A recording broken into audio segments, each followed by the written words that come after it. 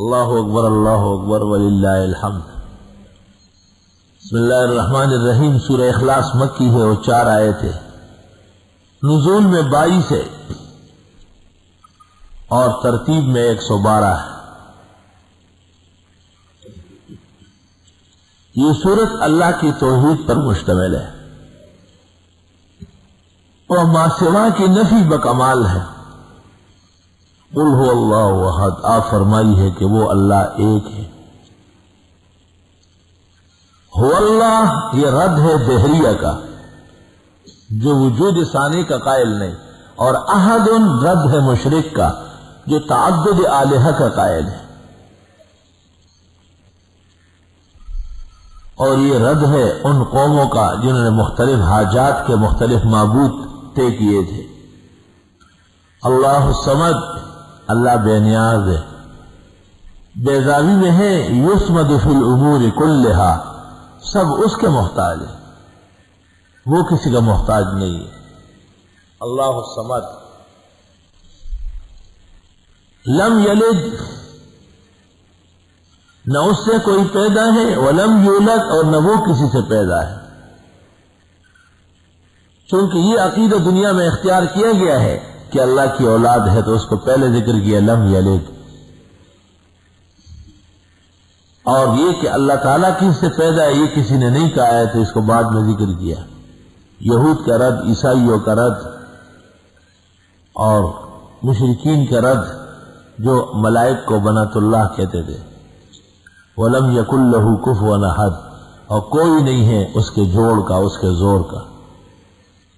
یہ مختصر سی صورت ہے لیکن توحید کا عقیدہ بکمال بیان ہوا۔ اس لیے حدیث میں ہے کہ جو سورہ اخلاص 3 بار پڑھے اس کو 1 قرآن کا ثواب ملے گا، ثواب ملے گا، قرآن نہیں ملے گا۔ جس طرح ایک آدمی نے آ کر کے آپ کے ہاں کھانا کھایا اور دوسرا آیا نہیں، اس نے کہا بس ایسا سمجھو کہ میں نے کھا لیا۔ جو شخص 2 رکعت اشراق کی پڑھتا ہے حج اور عمرے کا ثواب ملتا ہے، حج اور عمرہ نہیں کرتا۔ ایسا نہیں کہ مسجد سے پانی بھر کے گھر لے جائے کہ میں زمزم لے آیا، حج اور عمرہ کر کے آیا۔ ایسا اور 1.5 لاکھ روپے حج کے لیے داخلہ ہوتا ہے، وہ واپس جو ہے نا گھر پہ لا کر رکھ دیا اور کہا بس صبح جو ہے نا 2 رکعت پڑھ لیں گے، حج عمرہ دونوں ہو جائے گا۔ ترمذی شریف میں ہے قل هو اللہ احد اللہ الصمد لم یلد ولم یولد ولم یکن له کفوا احد۔ جناب رسول اللہ صلی اللہ علیہ وسلم نے حکم دیا ہے کہ قرآن کا جو حصہ جس کسی کو یاد ہو اس کو پڑھتا رہے، قرآن کے مختلف حصے پڑھتے رہے۔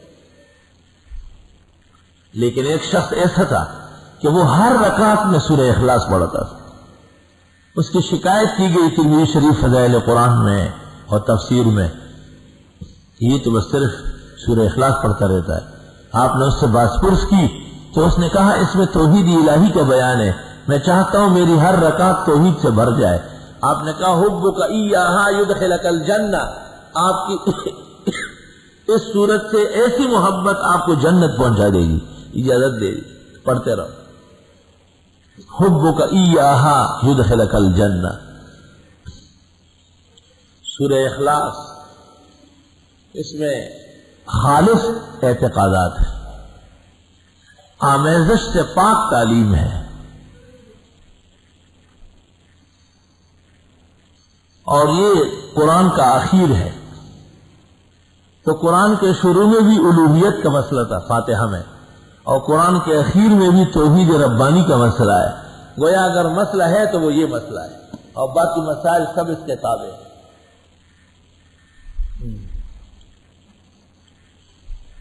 سورہ اخلاص، اس کے پڑھنے سے بھی مومن میں اخلاص آتا ہے، اس لیے سب مسلمانوں کو فاتحہ کی طرح یہ سورت بھی یاد ہوتی ہے۔